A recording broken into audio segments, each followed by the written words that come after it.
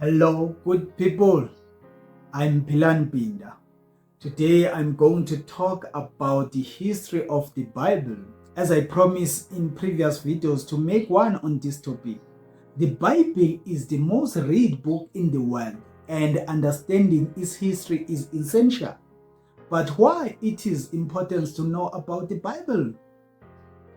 It contains many answers that can help us solve problems we face in our modern lives. Today, I will focus on the Bible after the Council of Nicaea. I will present evidence of the things from our lifetime that the Bible spoke about over 5,000 years ago. This evidence will demonstrate that the Bible is not fiction. It is a real book from which we can learn about the laws of nature and the stories of the both righteous and wicked kings. The Bible warns us about many challenges we face in life. The history of the Bible shows how the devil attempted to destroy it. Using powerful figures like Roman and Greek emperors who were given worldly authority. However, God used fearless men to write and preserve the Bible despite the challenges they faced. Let me explain what the Council of Nicaea was. It was a gathering of Christian bishops convened in the seat of Nicaea by Roman Emperor Constantine. From May to July in 325 AD, this event is crucial to understanding the transformation of the church, particularly because Emperor Constantine took control over the Church of the Rome. The church transitioned from being the church of God to becoming a state church. Church was controlled by the Emperor Constantine, not God, because they started to teach people to worship pagan gods. This decision at the Council of Nicaea led many people into deception. Later, the Roman Catholic Church split due to a movement started by Martin Luther, known as a Protestant Reformation. The Protestant Reformation was a 16th century movement aimed at reforming the Roman Catholic Church. It began in 1517 when Martin Luther, a German monk, criticized the church practices such as the sale of indulgences later. This led to the creation of new Christian denominations known as a Protestant, who emphasized personal faith and the Bible over the church authority. The Reformation significantly changed Christianity. For example, people used to buy indulgence letters from the priest to be forgiven for their sins. These letters reduced punishment for sins. That is a reality? I don't believe that. And people could obtain them by doing good deeds or donating money. Over time, the church began selling indulgences letters, which led to criticism and fueled the Protestant Reformation. Imagine this: if I want to commit a sin, like sleeping with my friend's wife, I could buy any indulgence letter from the priest, and the priest will forgive me. This abomination caused the church to split into different denominations. I will make another video about the history of the church, but today I'm focusing on the Bible we use today, like this one. Remember, the Bible was originally written on scrolls, not in the book format we have now. I won't cover all of the Bible history, but I will talk about how the Bible we use in our church today came to be from 1500 onwards. Since the Bible was written on scrolls, it was difficult to access because it was reserved for certain groups of people. and much powerful information was lost when the house of the God was destroyed by the Babylonian kings around 587 BC in Jerusalem, and the Roman Empire during their attack on the house of the Lord in 70 AD at Jerusalem. The oldest version of the Bible is the King James Version. So I will explain how powerful men helped us receive this wonderful book.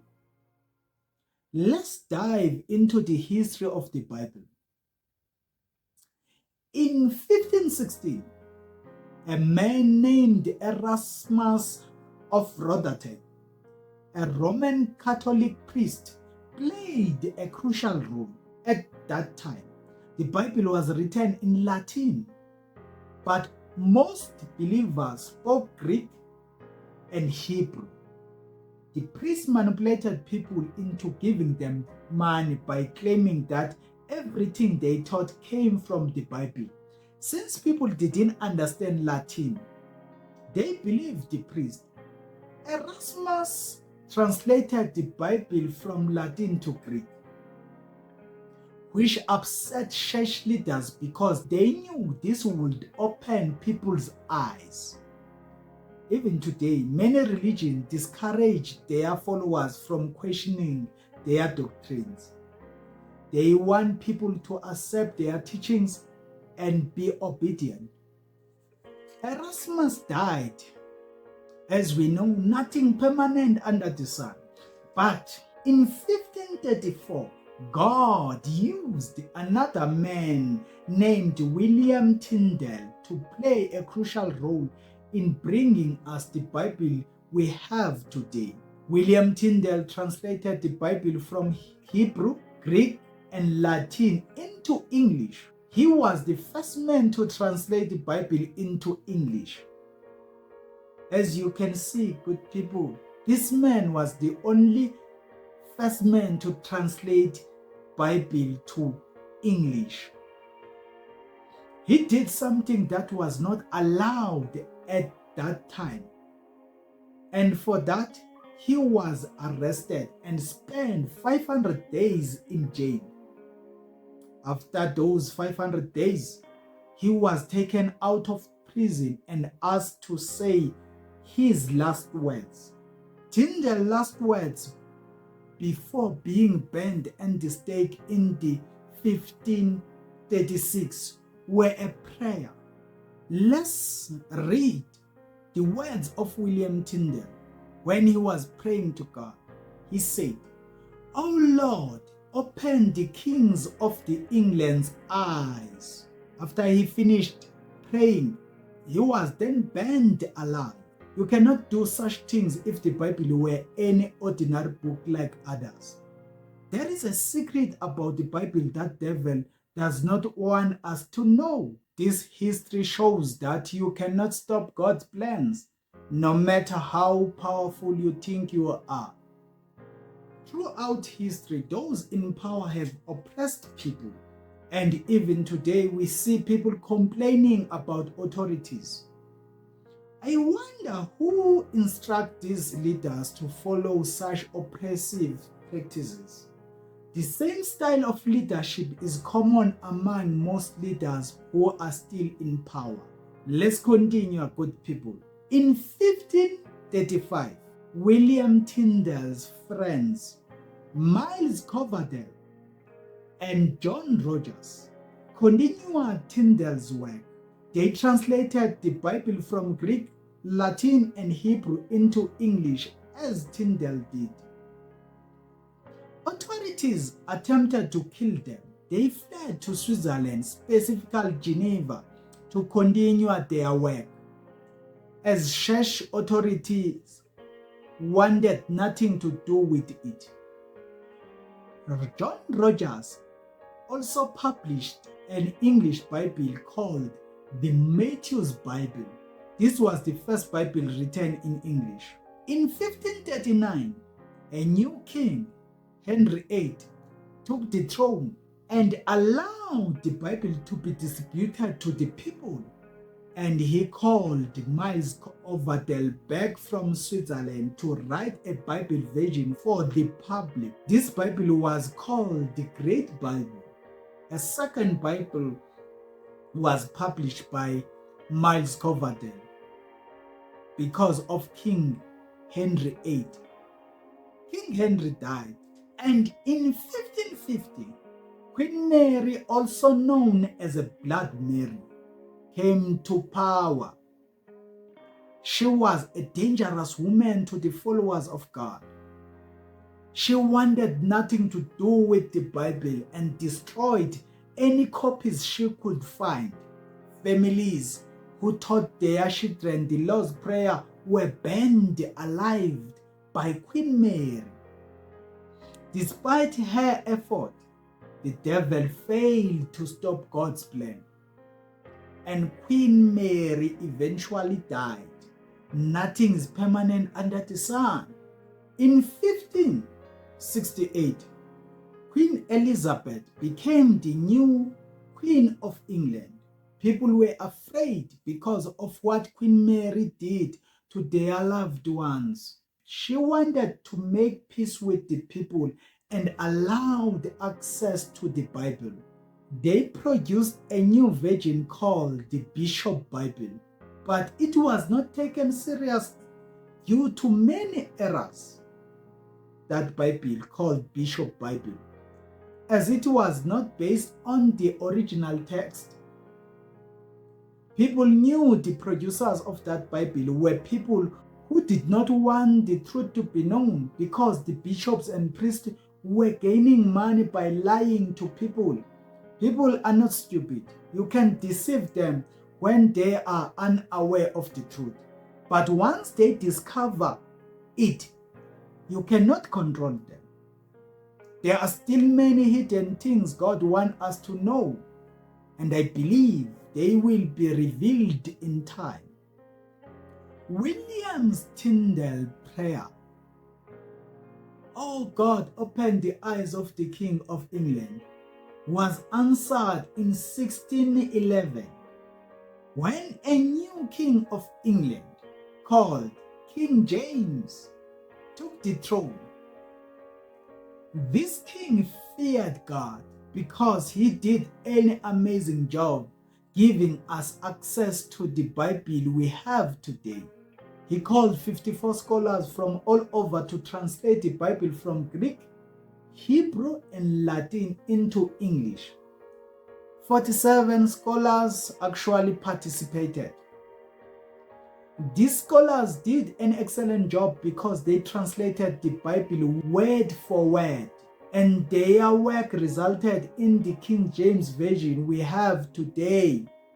This is why many people recommend the King James Version over others, as it was translated direct from the source text. God wanted people to know the truth, but the devil wanted to hide it from us. Even today, the devil still tries to destroy the Bible.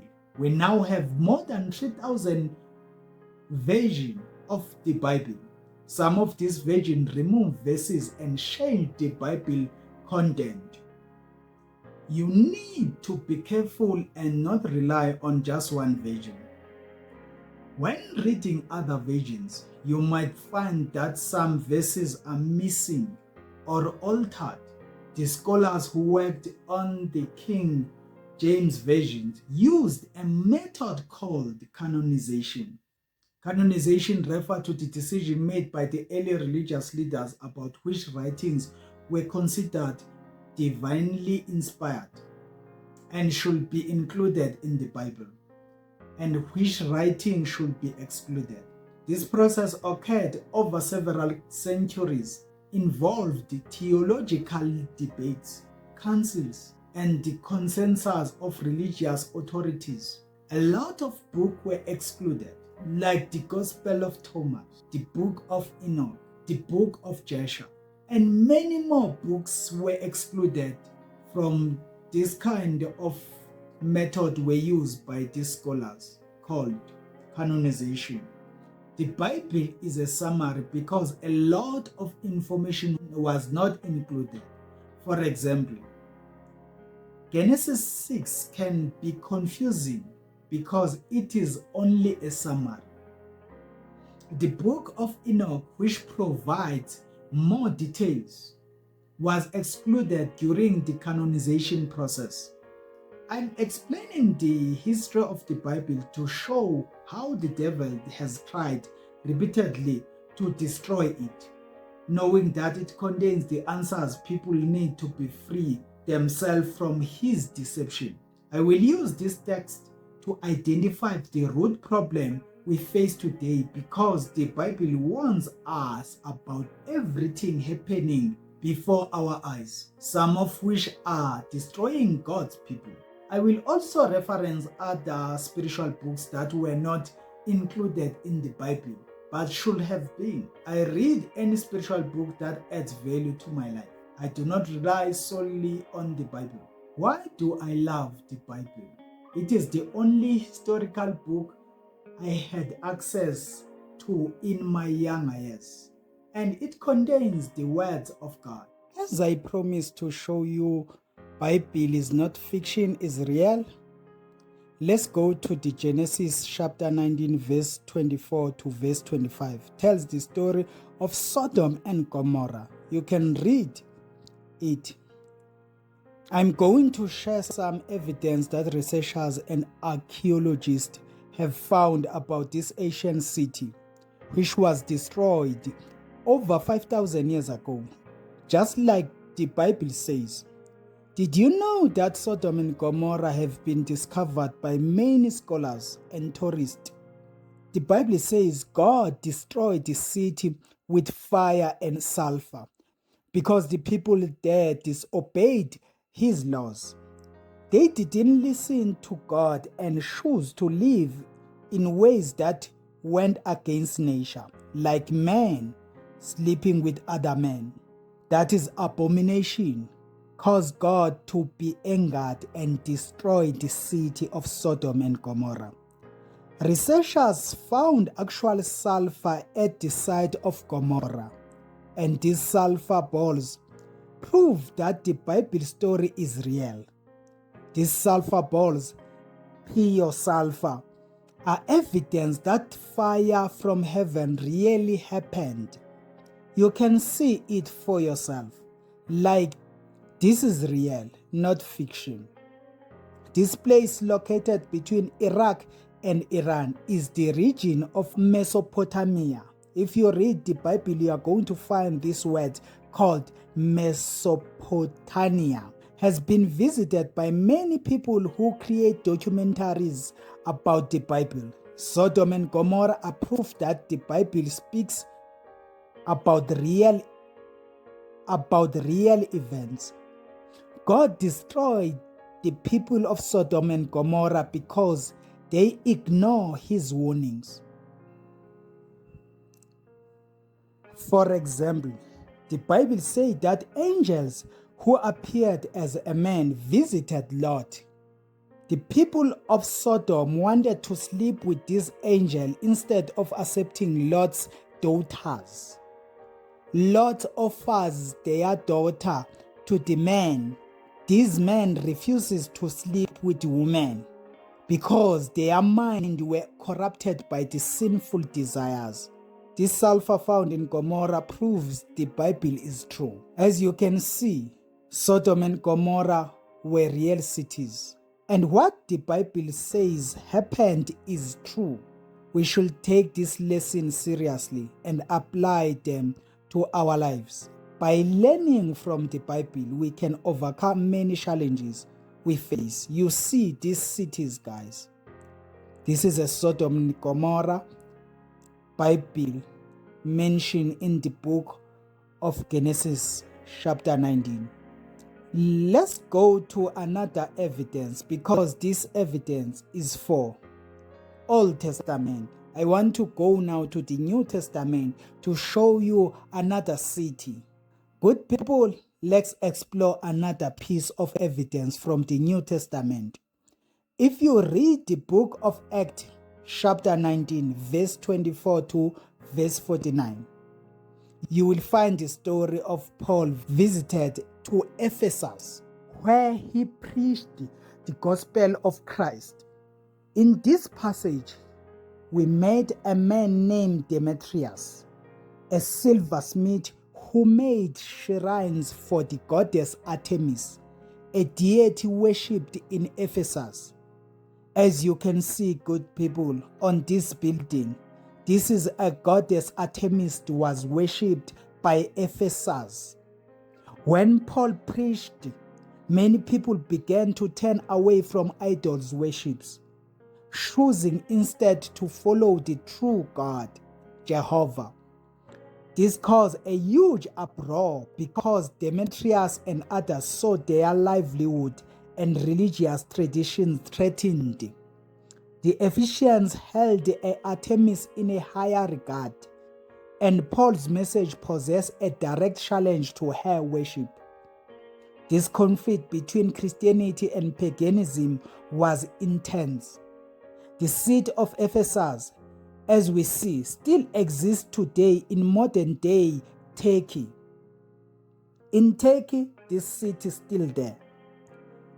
It is a popular destination for tourists